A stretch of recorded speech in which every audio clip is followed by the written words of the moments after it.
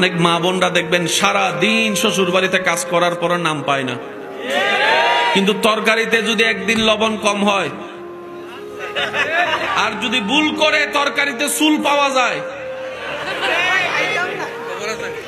17 বছর ধরে রান্না করে খাওয়াইছে, যেই গরমে মানুষ ফ্যান ছাড়া 1 মিনিট থাকতে পারে না, সেই গরমের মধ্যে আপনার আমার মা বোনেরা চুলার আগুনকে সামনে নিয়ে ফ্যান ছাড়া পাকঘরের মধ্যে রান্নাঘরের মধ্যে দিন রাত রান্না করেছে আপনাকে আমাকে খাওয়ানোর জন্য, আপনাকে আমাকে খাওয়ানোর জন্য।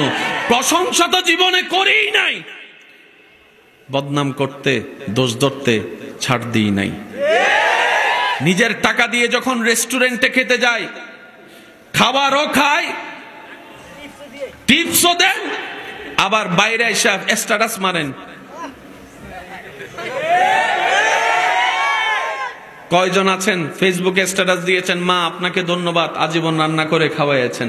কয়জন স্বামী আছেন স্ট্যাটাস দিয়েছেন, বউ তোমাকে ধন্যবাদ নিজের কষ্ট সহ্য করে তুমি আপনাকে রান্না করে খাওয়াইছো। কয়জন আছে? একজনও নাই। রেস্টুরেন্টের প্রচারকারী আছি, থ্যাংক ইউ দেনেওয়ালা আছি, যাদেরকে দেওয়ার দরকার তাদেরকে দিই না।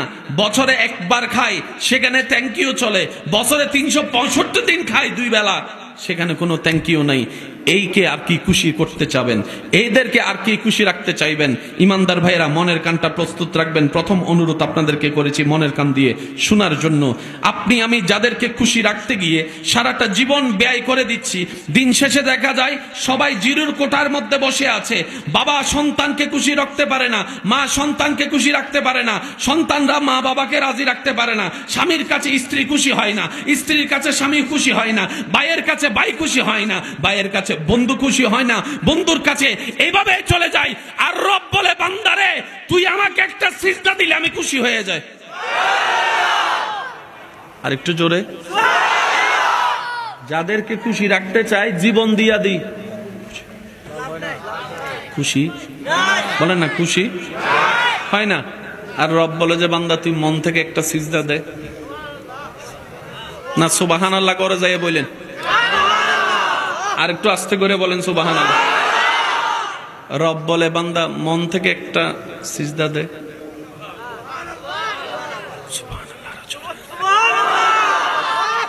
এমন ভাবে সুবহানাল্লাহ বলবেন যেভাবে বললে শয়তানের গালে জুতার বাড়ি পড়ে। এভাবে এখন না বোঝা যাচ্ছে আল্লাহর বান্দা বসে রয়েছে। আরেকবার ফুল ভলিউমে বলেন সুবহানাল্লাহ।